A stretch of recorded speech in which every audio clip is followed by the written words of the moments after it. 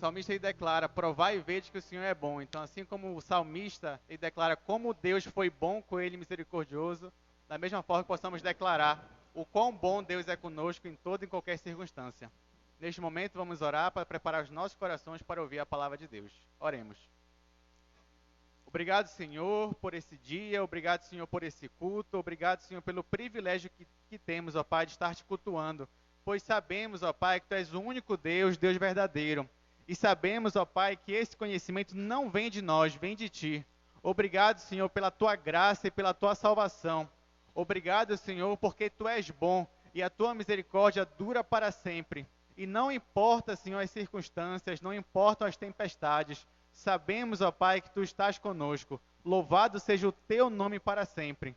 Nesse momento, Senhor, nós te pedimos que prepares, ó Pai, o nosso coração para ouvir a Tua palavra e que essa palavra, Senhor, faça morada em nossos corações, para continuamente, ó Pai, diariamente, possamos te adorar em tudo, possamos meditar na Tua palavra, Senhor, e praticá-la todos os dias de nossas vidas. Oramos a Ti agradecidos, pedindo, ó Pai, que abençoes o Teu servo, o pastor Ciro, que vai nos trazer a palavra, abençoe a vida dele, e tudo que venha dele, ó Pai, venha de Ti. Oramos a Ti em nome de Jesus. Amém. A palavra está com o pastor. Irmãos e irmãs, boa noite a todos. Que alegria vê-los aqui nesta noite, depois de quase 4 meses, nem parece, né? Mas passamos um tempo separados, longe, por causa dessa pandemia. Pela graça do Senhor, estamos retornando.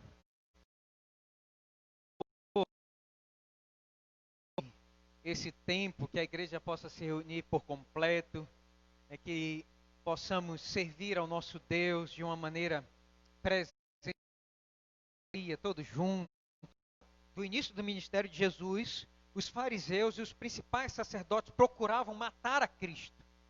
E ele sabia que eles procuravam uma oportunidade para que não fizesse tumulto em Jerusalém, que era a época da Páscoa. Muitas pessoas iam para Jerusalém para festejar a festa da Páscoa. Vai dizer os estudiosos que havia ali uma reunião de quase 500 mil pessoas, quintuplificava, dobrava, multiplicava por 5 vezes, né, as pessoas ali em Jerusalém, quintuplicava, quase não sai. Tinha a festa da Páscoa muito, e nós vamos perceber que os sacerdotes, eles queriam ele na surdina. Percebam, meus irmãos, que o objetivo aqui então, do capítulo de número 14, o objetivo de Marcos, ao nos relatar o verso 10 e o verso 11, é mostrar o traidor. O traidor é indicado. O traidor é apontado. Esse é o objetivo geral. E o objetivo secundário, de forma mais específica, é mostrar aqui as motivações pelas quais Judas traiu Jesus. Nós vamos perceber, a partir desses versos, quais foram as motivações pelas quais Judas resolveu trair o seu próprio mestre. Nós vamos perceber aqui o que faz um amigo trair ao outro, um discípulo trair o seu mestre. E a nossa expectativa nessa noite, irmãos, é essa: que você olhe para esse texto da palavra de Deus e você se analise, né, e você veja as suas motivações todas as vezes que você trai a Cristo, que você vende o seu cristianismo, que você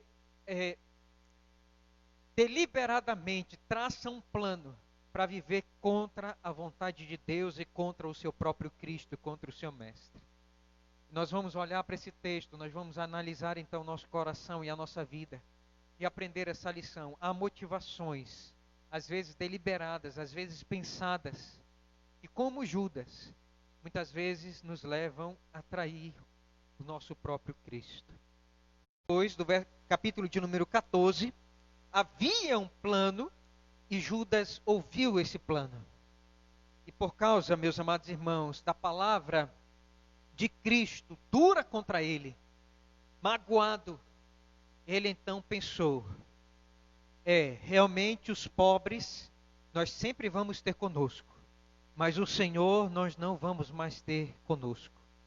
O Senhor vai morrer, e eu vou entregar você, eu vou entregar o Senhor. E ele pensou isso, e ele arquitetou isso no seu coração.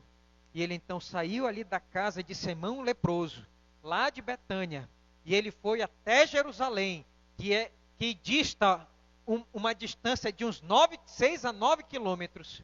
Então Judas subiu o Monte Sião, foi até o templo, e ele bateu na porta de Caifás, que era o presidente do Sinédrio naqueles dias, e ele disse: eu vou entregar Jesus a vocês.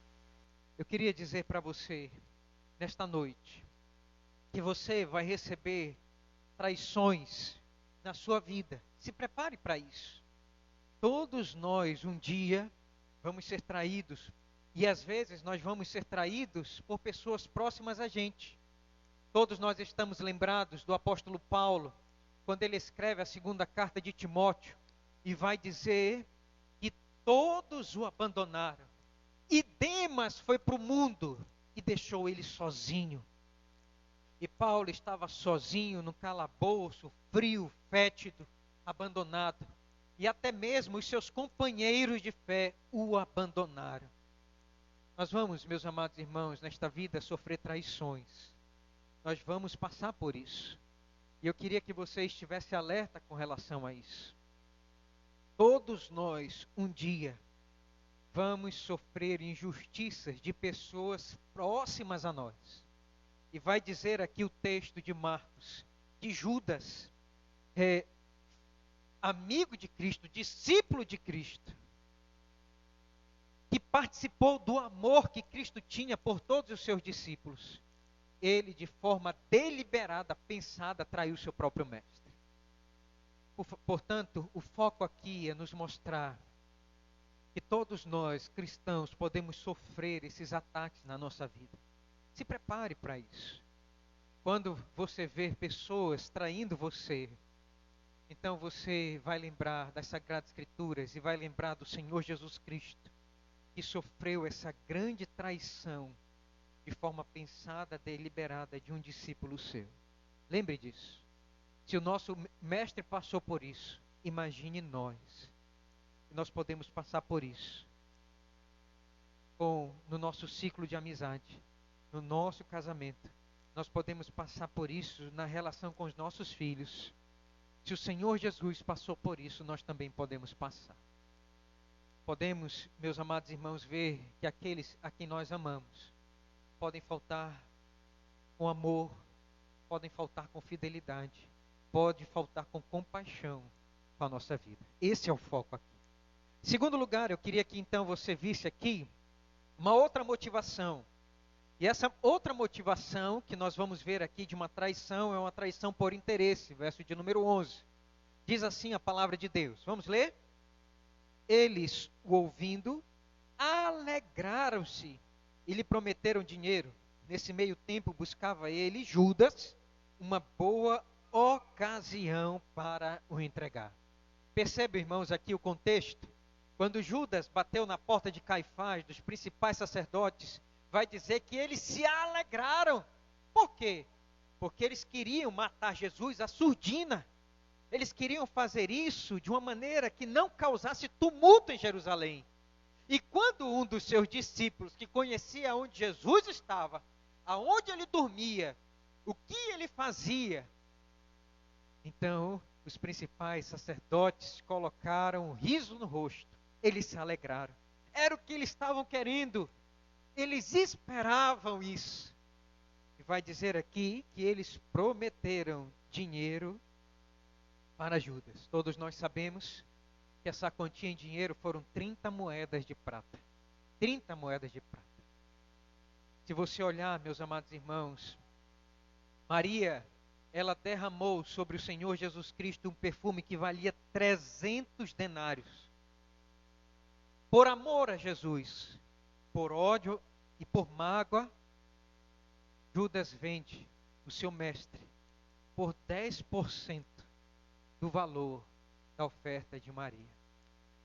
Isso aqui, meus amados irmãos, mostra que Judas, ele traiu a Jesus por interesse.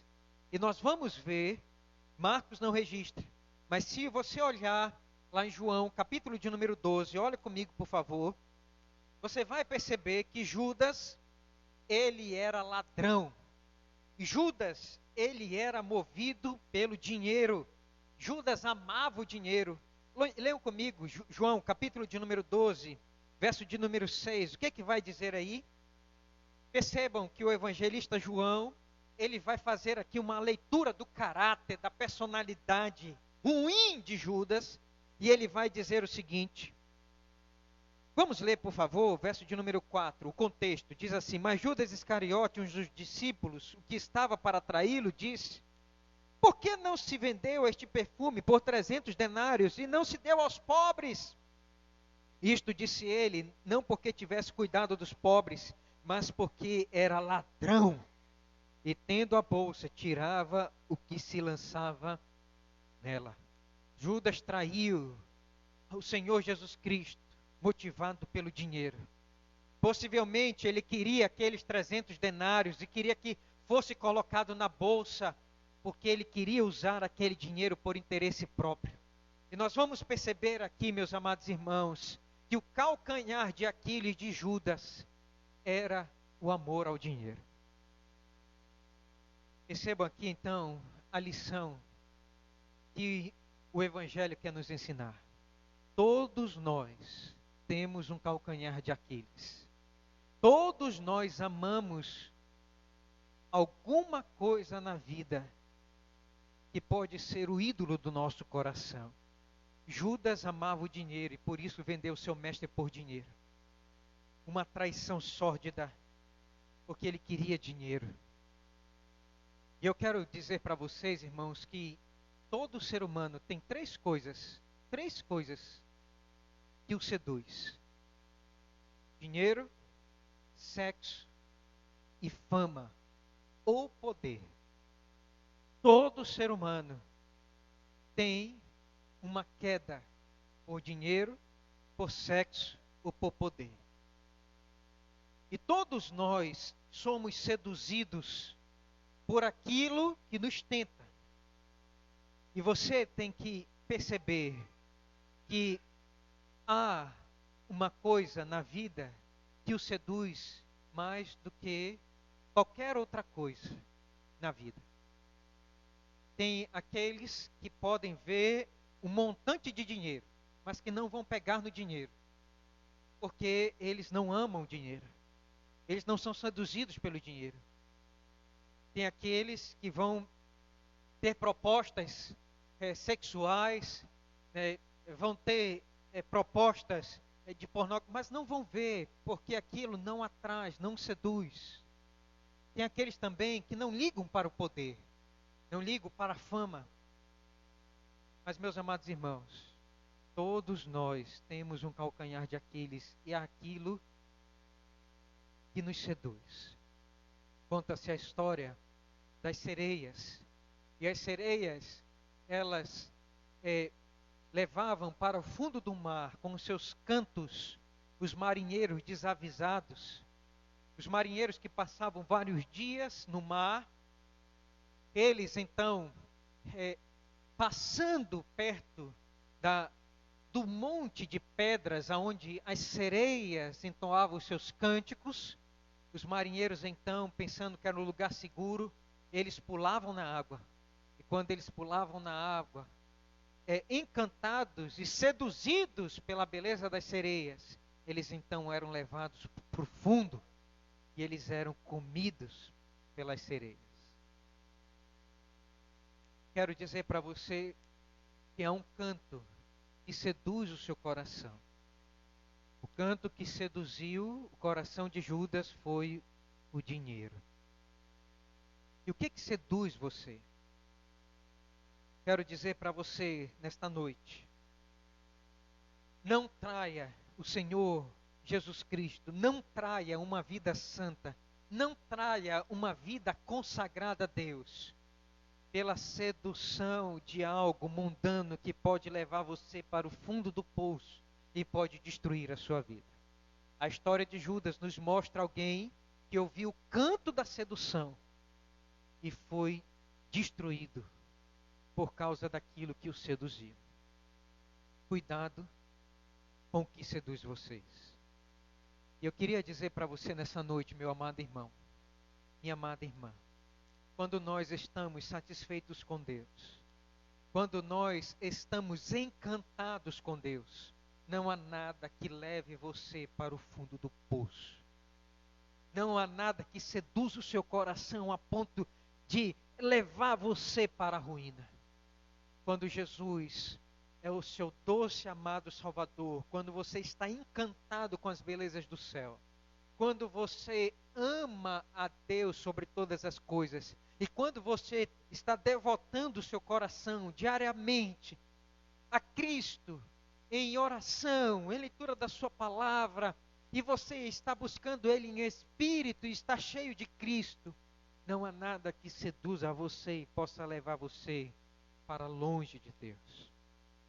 O antídoto para que nós possamos resistir às seduções maléficas deste mundo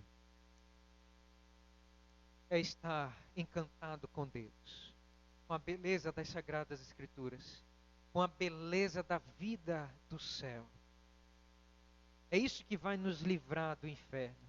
E é isso que vai nos livrar das seduções do diabo. Eu quero dizer para você, meu amado irmão, minha amada irmã, Jesus, Ele paga muito bem aqueles que o servem. Mas o diabo, ele cobra muito caro daqueles que o servem. E se você servir o diabo, você vai ver que ele vai cobrar de você muito caro aquilo que você não pode pagar. Você vai ver isso. Porque o diabo é o maior enganador da humanidade.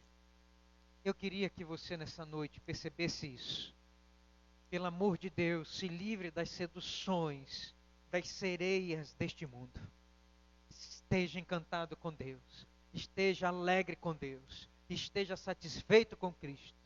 E isso vai fazer com que você não traia o seu Senhor. Terceiro lugar, meus amados irmãos, estamos caminhando para o final. Eu quero então ver com você aqui uma terceira motivação pela qual Judas traiu a Cristo. Vamos ler, por favor, verso de número 17 a 18. Você vai notar essa motivação aqui. Vejam comigo, por favor. Diz assim, Marcos 14, verso 17 a 18. Ao cair da tarde, foi com os 12. Quando estavam à mesa e comiam, disse Jesus, em verdade vos digo que um dentre vós, o que come comigo, me trairá.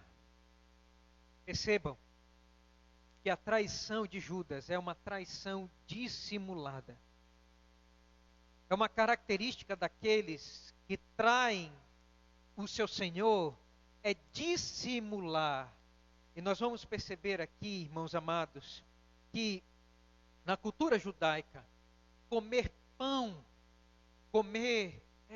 tomar uma refeição juntos, era sinônimo de amizade. E aquele que comia do pão junto com o seu mestre, era sinônimo de fidelidade, era sinônimo de amor, era sinônimo de paz. Se você comia uma refeição judaica, comia pão com um judeu, então você estava dizendo, eu tenho paz com você, eu posso comer com você. Perceba, irmãos, que Judas aqui, a traição dele foi uma traição dissimulada. Judas, irmãos, estava aqui usando uma máscara. O seu coração estava planejando entregar o seu mestre. E agora, meus amados irmãos, Jesus desmascara Judas, o dissimulado, que estava tentando, irmãos, aqui de uma maneira muito vil e traiçoeira, trair o seu mestre. E o que é que Jesus diz? Ele vai dizer, o que tendes para fazer, faze logo. Jesus desmascara. Nós vamos perceber aqui então que Judas, ele é possuído pelo diabo. O diabo entra em Judas, literalmente o diabo entra em Judas e vai dizer então que ele sai rapidamente para poder concluir o plano de traição. Qual é o foco aqui? Qual é o ensino aqui? Irmãos, você vai perceber que todas as vezes que você quer trair alguém, ou você quer trair a Deus, você dissimula, você usa uma máscara, você se pousa de santinho, quando na verdade você está possuído pelo diabo. Judas é o pai daqueles que são os dissimuladores. São aqueles que estão planejando trair, mas estão fingindo que tudo está bem. E nós muitas vezes, meus amados irmãos, temos que confessar que nós somos dissimuladores. Quando nós queremos cometer um pecado, muitas vezes nós usamos uma máscara.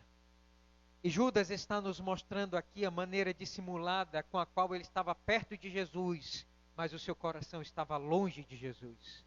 Estava traindo o seu mestre. E nós vamos ver aqui que todos aqueles que seguem os passos de Judas, eles sempre são dissimuladores. São falsos, são mascarados. Aqueles que são traidores e que vão fazer isso nas suas relações, eles são mascarados, são dissimuladores. Mas percebam que diante de Deus não há ninguém que possa permanecer com a máscara da traição. Jesus foi aquele que disse: tem um entre vocês que vai me trair.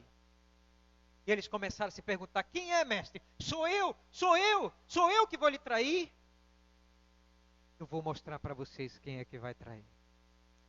Veja aí, por favor, o que o Senhor Jesus diz. Vamos ler?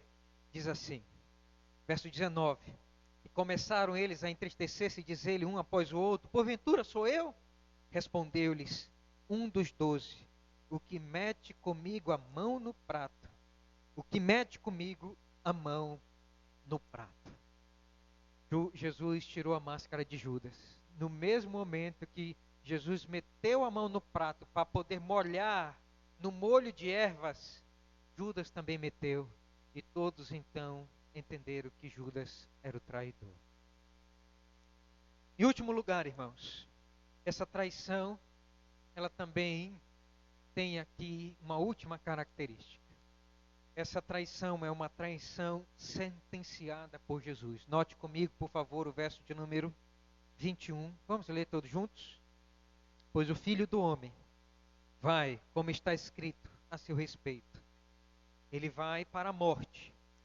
Mas ai daquele por intermédio de quem o Filho do Homem está sendo traído. Melhor lhe fora não haver nascido. Percebam que Judas pensava que nunca seria descoberto. Judas pensava que não haveria um juízo para ele. Judas pensava que não haveria uma penalidade para a sua traição. Jesus vai dar aqui uma sentença que não deu, meus amados irmãos, para nenhum outro homem na face da terra. Ele vai dizer: ai daquele por intermédio de quem o Filho do Homem está sendo traído. Melhor não lhe fora ter nascido. Como eu disse para vocês, o diabo, ele cobra caro, muito caro, daqueles que traem Jesus. Judas pensava que não haveria uma punição para ele. Mas há, irmãos amados, uma punição para todos aqueles que traem a Cristo. Leiam comigo, por favor, Provérbios, capítulo 5. Provérbios, capítulo de número 5, verso de número 22. Vamos ler? Provérbios, capítulo de número 5, verso de número 22, diz assim: quanto ao perverso, as suas iniquidades o prenderão, e com as cordas do seu pecado será retido. Uma hora, meus amados irmãos, uma hora, o juízo de Deus vai chegar. E aqueles que vivem uma vida de traição, uma vida de pecado, um dia as cordas da sua iniquidade o prenderão. Nós vamos perceber que Judas, ele pagou com as cordas do seu pecado. A própria corda que ele criou, pela sua traição, o enforcou e tirou a sua própria vida. Provérbios, então, está dizendo que aqueles que andam num caminho de iniquidade, as suas próprias iniquidades o prenderão, e com as cordas do seu pecado será detido. E Judas pagou com a sua própria vida. Quero concluir nessa noite dizendo para você a esperança para todos nós que estamos vivendo ao lado de Cristo, que somos discípulos de Cristo. Há esperança para mim e para você de fazer o que é certo. Jesus, meus amados irmãos, Ele quer que nós andemos com Ele, que nós o amemos, que mostremos fidelidade a Ele. Jesus quer ser o nosso melhor amigo. Eu quero, nessa noite, com a história de Judas, dizer: todas as vezes que nós traímos Cristo, nós estamos sendo uma réplica de Judas. Nós estamos reproduzindo o antigo Judas. E eu queria pedir a você, conclamar a você, não deixe que nada nesta vida seduza você a tal ponto de você trair o seu cristianismo. Não vale a pena. O dinheiro deste mundo não vale a pena trair a Cristo. Todo o sexo deste mundo não vale a pena trair a Cristo. Toda a fama, todo o poder não vale a pena trair o seu cristianismo. Lute para ser fiel a Jesus, para ser íntegro a Jesus. Lute para andar com Cristo. Nunca traia o seu mestre. Em qualquer hipótese, sobre qualquer circunstância, não vale a pena. Lembre sempre, Jesus paga muito bem aqueles que o servem nesta vida. E o diabo cobra muito caro, já nesta vida, aqueles que o servem. Queria que você, então, à luz da história de Judas, pudesse viver um cristianismo fiel, ser um discípulo do Senhor Jesus Cristo aqui, que desse sempre o melhor a Ele, mostrasse o seu amor a Ele, puro, santo, perfeito. Faça sempre o melhor que você pode para Jesus, como Maria fez, e não como Judas fez. Finalizo, meus amados irmãos, dizendo para você: ore sempre, pedindo a Jesus, ao seu Senhor, peça a Ele sempre, dizendo: Senhor, minha oração é: nunca me deixa trair a tua confiança. Senhor Jesus, me ajuda, por favor, a não ser um traidor. Por favor, Senhor, ajuda-me sempre a andar em comunhão contigo, a tal ponto que eu esteja satisfeito com o Senhor, que eu consiga, Senhor, dizer não para todas as propostas deste mundo. Senhor, por favor, me ajuda a sentir o teu amor por mim. E me ajuda a honrar esse amor que o Senhor fez, derramando na cruz do Calvário o teu sangue e a tua vida por mim. Senhor, me ajuda a dedicar-me ao Senhor. Me ajuda a me entregar ao Senhor. Não permita que o meu coração te traia. Não permita que as minhas mãos te traiam. Não permita que os meus olhos te traiam. Senhor, me ajuda a permanecer firme ao teu lado.